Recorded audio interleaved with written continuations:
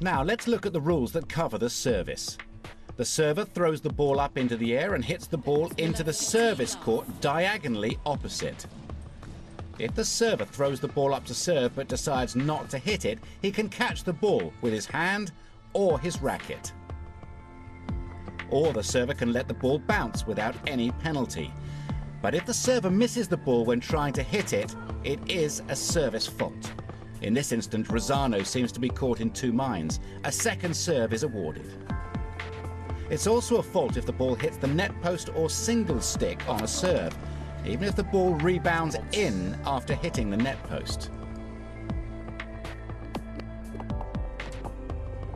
And here we see a piece of paper come onto the court during a second serve. Because the second service motion was interrupted, the whole point is replayed. A first serve is given.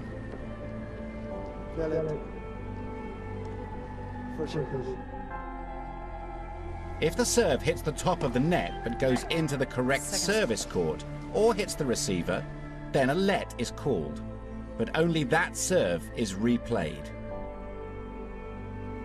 If there's a delay between a first and a second serve that's created by the receiver, for example, to change rackets, or, as in this example, because the court equipment needs replacing, a first serve is given. The rules say that the second serve should take place without delay.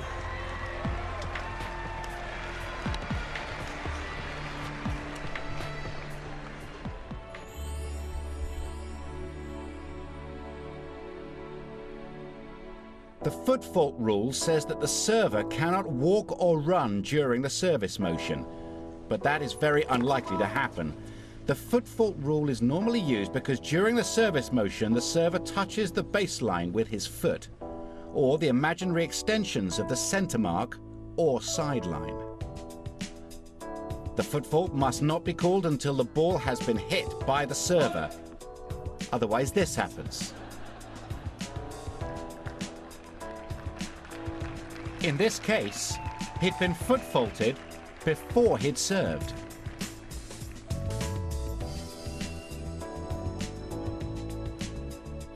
The rules say that the server should only serve when the receiver is ready. If the server serves too quickly and before the receiver is ready, then only that serve is replayed. The server has 20 seconds between points. If he goes over that time, the chair umpire can take action. Time violation warning, Mr. Ferrer. Here we see David Ferrer taking too long to serve. A time violation is given, much to the Spaniards' dismay. At a changeover, the chair umpire calls time after 60 seconds, except after the first game of each set, where players are expected to change ends without delay. And play must start again within another 30 seconds. If it is a set break, then 120 seconds is allowed, with time being called after 90 seconds. Now, the rules say that the receiver must play to the reasonable pace of the server. Edberg was ready to serve, but Cash was not ready to receive.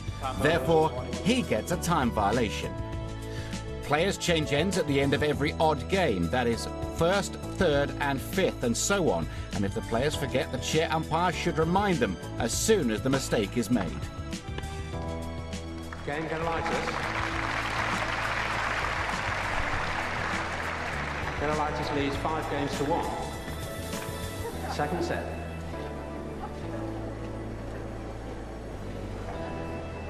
Well, I wonder what the umpire's having to say to them. He's just informing them now that they are changing ends at completely the wrong game. This is an absolutely stunning experience. Have you ever seen it before, Mark? Never. I mean, this is quite extraordinary.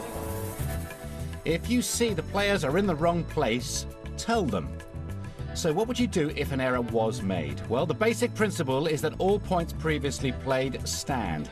If a player serves from the wrong half of the court, this is corrected immediately.